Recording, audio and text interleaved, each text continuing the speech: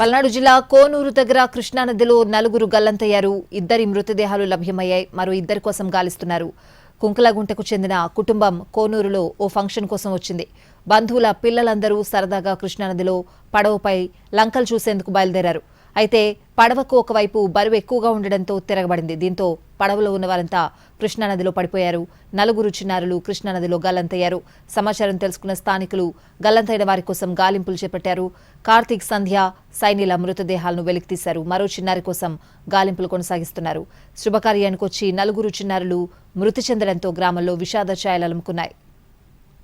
పూర్తి వివరాలు అడిగి తెలుసుకుందాం. మా ప్రతినిధి రామారావు ఫోన్ లైన్ లో ఉన్నారు. రామారావు, పల్నాడు జిల్లాలో ఘోర ప్రమాదం జరిగింది. కృష్ణానదిలో పడవ బోల్తా పడిన ఘటనలో మొత్తం నలుగురు చనిపోయారు. ఇప్పటికే విద్యార్థులు చనిపోవడం జరిగింది. వీటికి సంబంధించి ముగ్గురు విద్యార్థుల మృతదేహాలను కూడా ఇప్పటికే బయటికి తీశారు. మరొక విద్యార్థి కోసం గాలిస్తున్నటువంటి పరిస్థితి ఉంది. అచ్చంపేట మండలం కోనూరు సమీపంలో కృష్ణానదిలో ఈ ఘటన జరిగింది.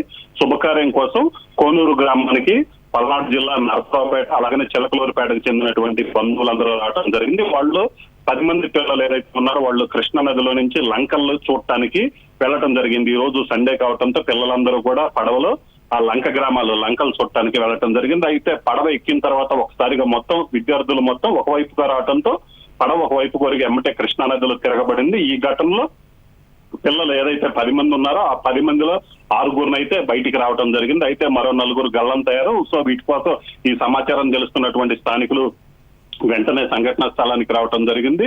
గల్లంతైన వారి కోసం గాలింపులు చేపట్టారు. మొత్తం 3 విద్యార్థుల మృతదేహాలు కూడా లభించాయి. కార్తీక్, సంధ్య, సైనిల మృతదేహాలు లభించాయి. మరొక చిలకలూరుపేటకు చెందినటువంటి మరొక చిన్నారి కోసం కూడా గాలింపులు కొనసాగిస్తున్నారు. సమాచారం తెలుసుకున్నటువంటి పోలీసులు సంఘటన స్థలానికి చేరుకున్నారు. గజయెత్తగాళ్లతో గల్లంతైనటువంటి ఆ చిన్నారి కోసం కూడా గాలింపులు కొనసాగిస్తున్నారు. స్వాతి.